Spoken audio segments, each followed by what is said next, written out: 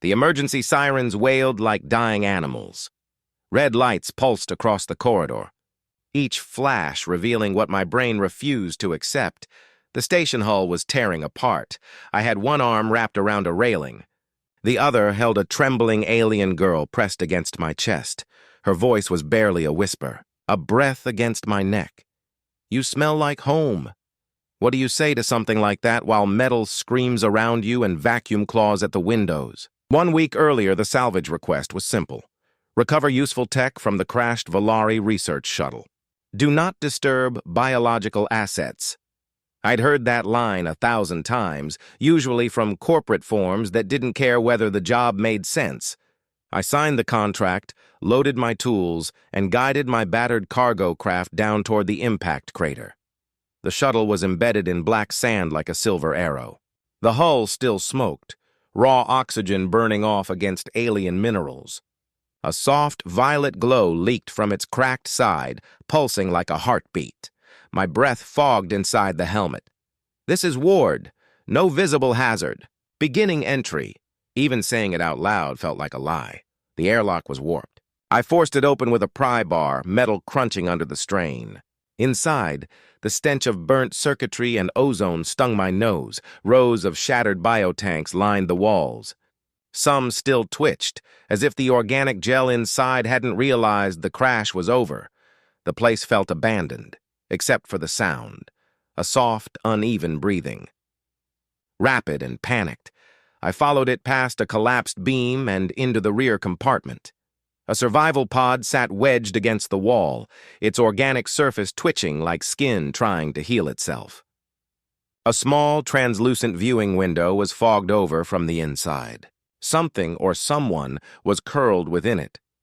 I forced the pod open, and the world shrank to a pair of violet eyes staring up at me. She looked maybe 9. Skin silver blue, hair like shimmering threads. Volari, one of the scent-bonded species. The ones that believed identity was written in pheromone patterns. The girl jerked backward, pressing herself against the pod's curved interior. "Don't touch me." Her voice trembled, accented but clear. No scent. No bond. "I'm not here to hurt you," I said, raising both hands. "I'm a salvager." "I didn't know anyone was alive." She blinked hard, chest heaving with fear. Then she sniffed. Not just sniffed, analyzed. Long inhale, like she was tasting the air. Her eyes widened. Her voice cracked into disbelief. "You? Smell like home."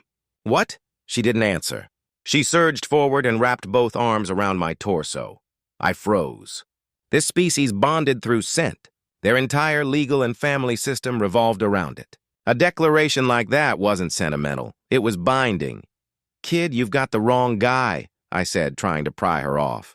"I don't know what you're smelling, but—" Her grip tightened like a vice. "Don't leave me." Her body shook. She wasn't just scared, she was desperate. The kind of terror that comes from abandonment, not danger. I took a slow breath and crouched down. "What's your name?" She hesitated, then whispered, "Serene." "Seren," I said gently. "I need you to let go so I can get you out of this wreck." She finally released my suit, but her hand stayed wrapped around my sleeve. I radioed in the find. Protocol said to wait for Volari authorities. I should have waited.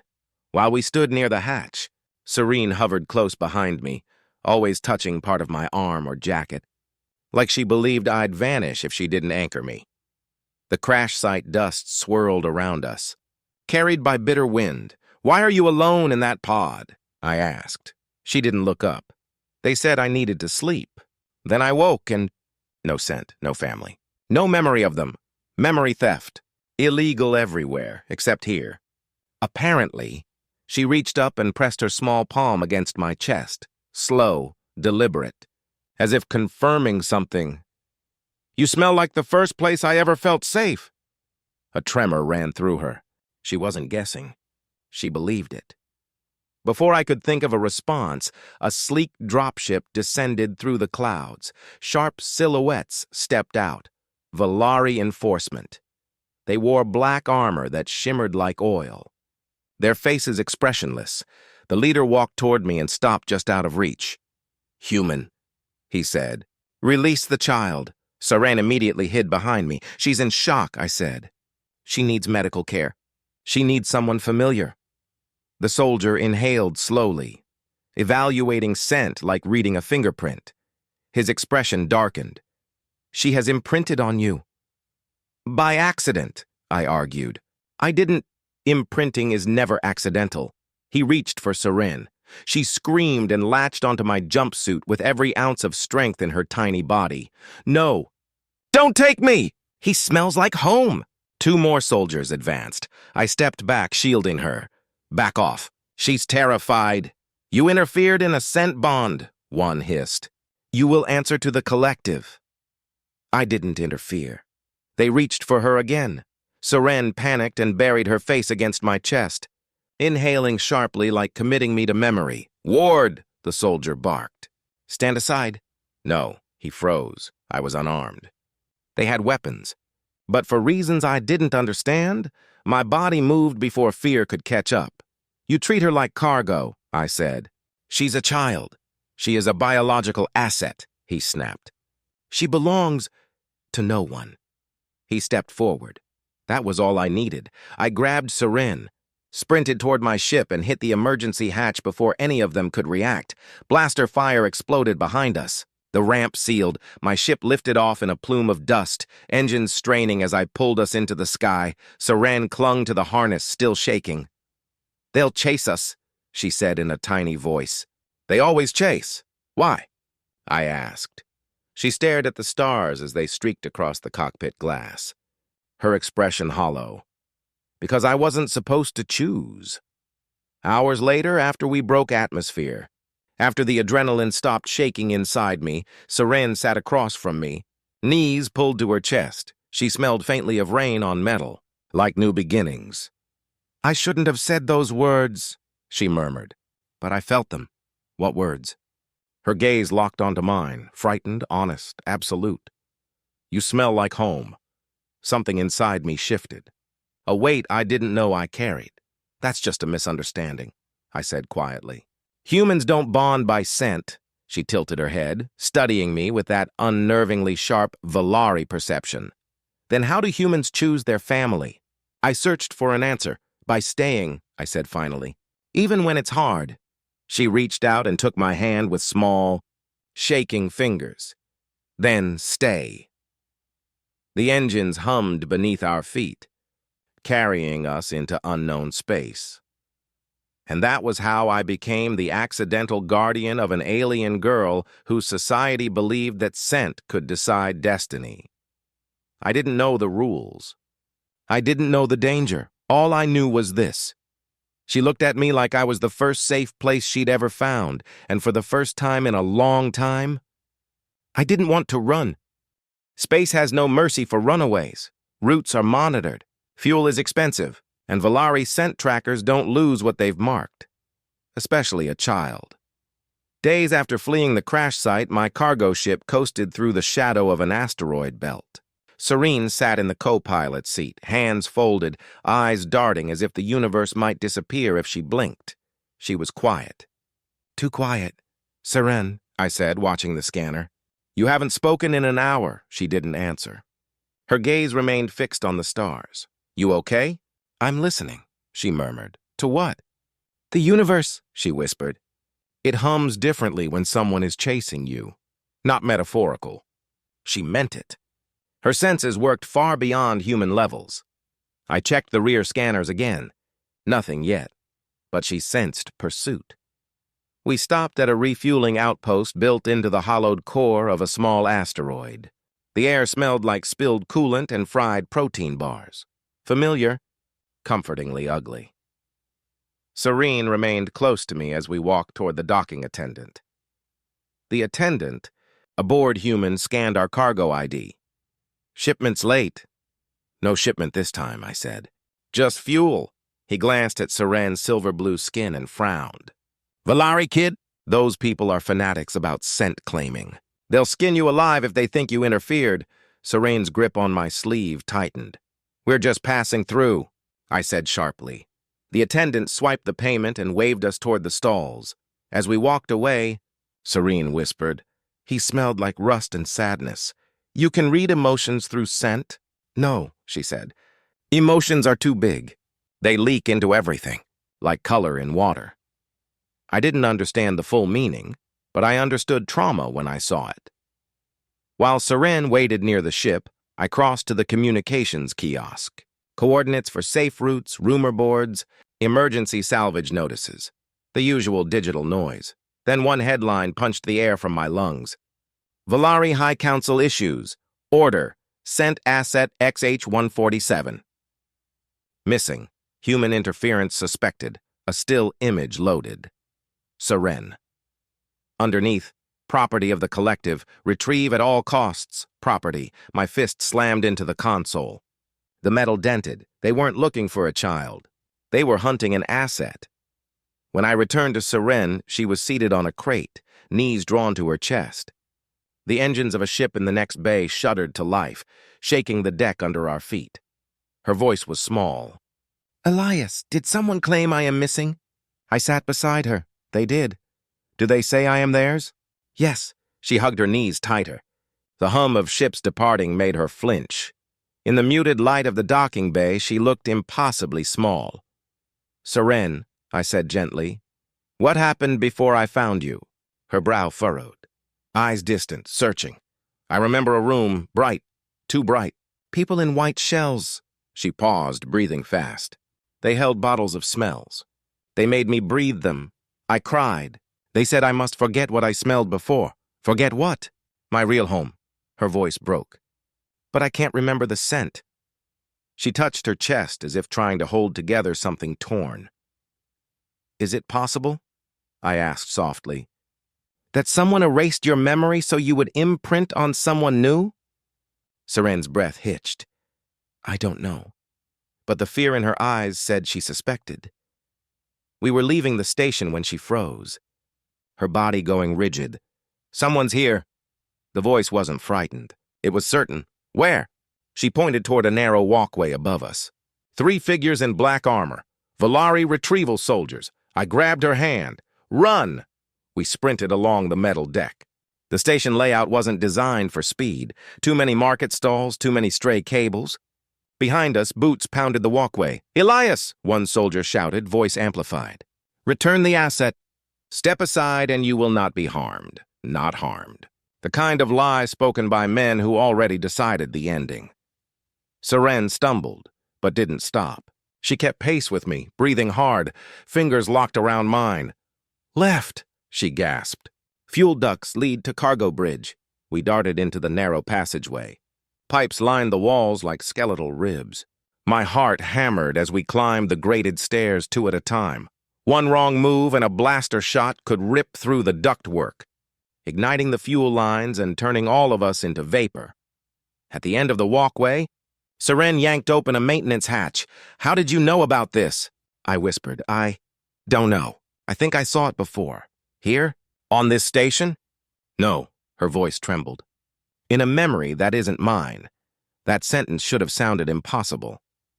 Instead, it explained everything. Inside the crawlspace, we crawled in darkness. Beneath us, engines roared as ships departed. Behind us, metal clanged open. The Valari were following. Seren pushed forward faster. They can smell me. I froze. Scent trackers operate on molecular trails, she continued. They don't need sight. They only need belief. We reached the final hatch and burst into open space. My docking bay, my ship. We sprinted toward it. One soldier landed on the deck in front of us. Armor gleamed black. His voice was firm, almost pitying. You are interfering with a state-owned genetic project. Hand over the child. Serene pressed against my side, shaking violently. She is not an object, I said, stepping in front of her. You misunderstand your role, human. He raised his weapon. She does not decide where she belongs. She already decided. I grabbed a loose fuel hose and slammed the nozzle against the deck. Fuel sprayed across the floor in a glittering mist. The soldier hesitated. Weapon aimed. I held up the ignition module. Shoot me, and everything you want goes up in flames. The soldier froze. Seren whispered, Elias, don't. The Valari soldier stared through his visor. For a moment I thought he would risk it. Then Seren stepped forward, trembling, voice steady. My name is Seren, she said, loud enough for the entire bay to hear. I choose him. Valari law wasn't universal, but I knew enough. A declaration from a minor meant temporary guardianship, especially if declared in threat. The soldier lowered his weapon. For now, he said. We launched from the docking bay in a violent jerk. Acceleration slammed us into our seats as we broke free from the asteroid's gravity well. Finally, the station drifted behind us, shrinking into the void. Seren closed her eyes and let out a long, shaky exhale. You didn't leave, she whispered. I won't. She leaned her forehead against the viewport glass. Stars slid past like falling snow. When they erased my first scent home, she said quietly, I promised I wouldn't forget again. Even if choosing costs everything, I didn't know what to say. Words suddenly felt too weak. She looked at me, eyes shining like polished violet stone. Humans choose by staying, she said. You taught me that.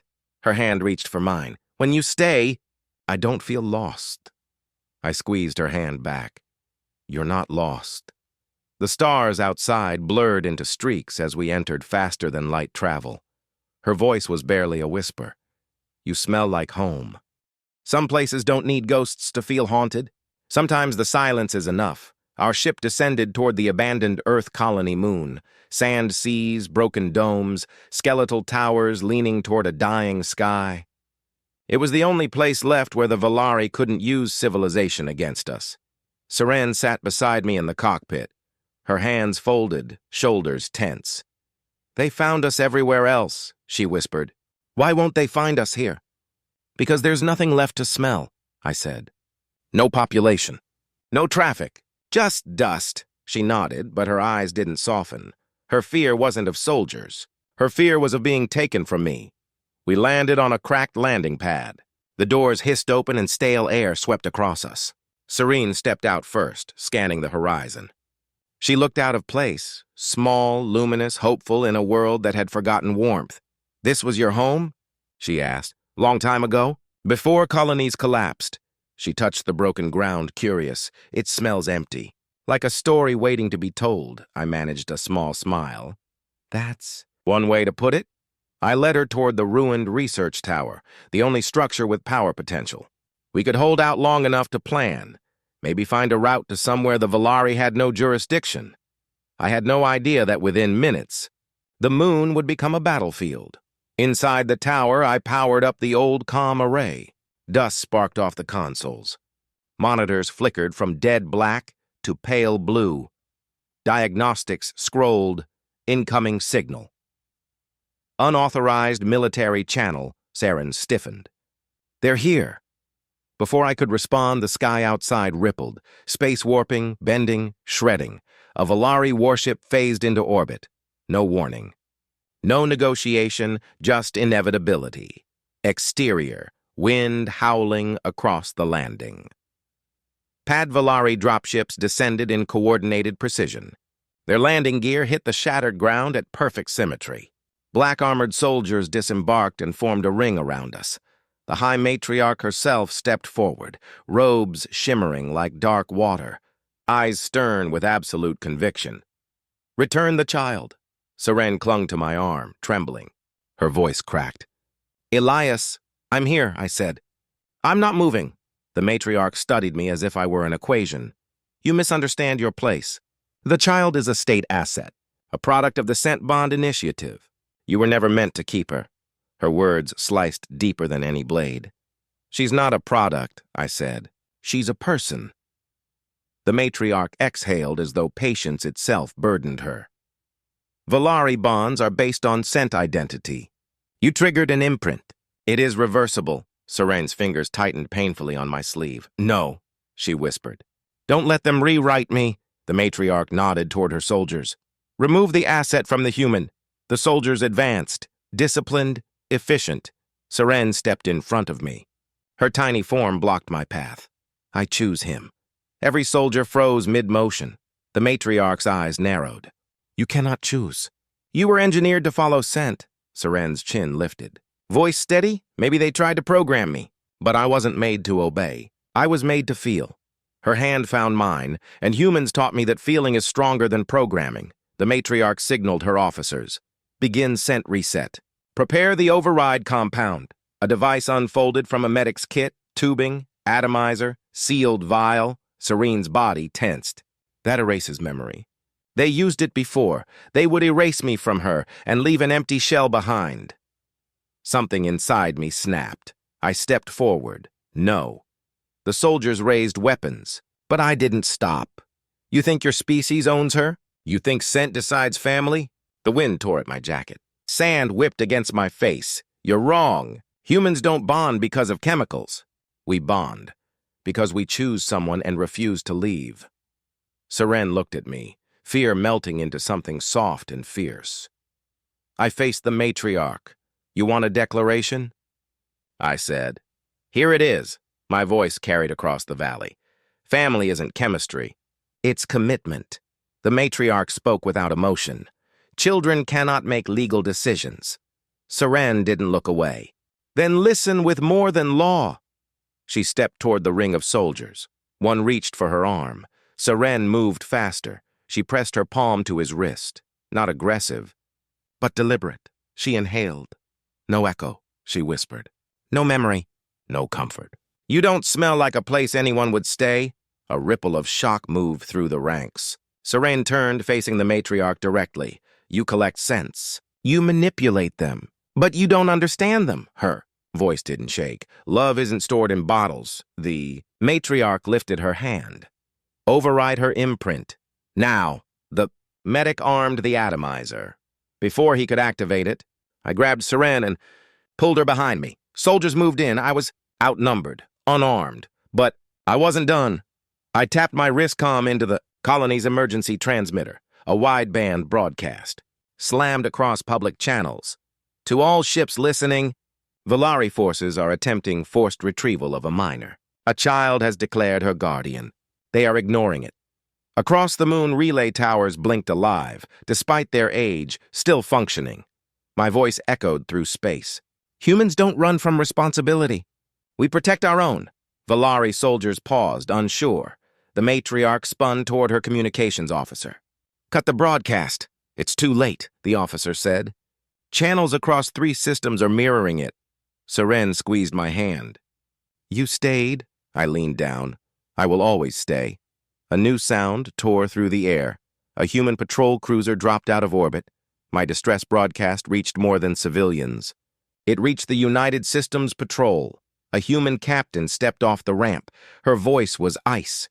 Valari forces are attempting to seize a child without consent. Under multi-species adoption law, declaration of the minor overrides genetic ownership. The matriarch stiffened. This is Valari internal jurisdiction. Not anymore, the captain replied. You made it public, she pointed at Seren. Who do you choose? Seren didn't hesitate. She stepped forward and spoke with perfect clarity. I choose Elias. He stayed. Silence swallowed the landing pad. Law was absolute. A declaration by a minor, witnessed publicly, finalized guardianship under interspecies treaty. The United Systems captain made it official. Custody granted. Attempting retrieval now qualifies as abduction. The matriarch's expression shifted. Not anger, recognition. We lost her the moment. She learned choice, she murmured. She turned to Seren. Little star? The world will not be kind. Seren held my hand tighter. I don't need the world. I have home. The Valari withdrew. The ships lifted off one by one, disappearing into the shadowed sky. Dust settled. Wind softened. Serene leaned into me, exhausted. You smell like a peace. I wrapped my arm around her shoulders. You smell like brave. For the first time, she laughed, quiet and real. Later, aboard our ship, Seren curled in the co-pilot chair, watching me set a new course. Not running now, just moving forward. Elias? Yeah. What do humans call the place where they belong? I looked at her. This girl who crossed stars for something she didn't have a word for. We call it home. She rested her head against my arm. I like your word better. Outside, stars stretched into streaks of light as we entered faster than light travel, not escaping, but choosing. Voiceover, Final line, in a universe obsessed with scent and ownership. A child taught me something simple. Home isn't where you come from.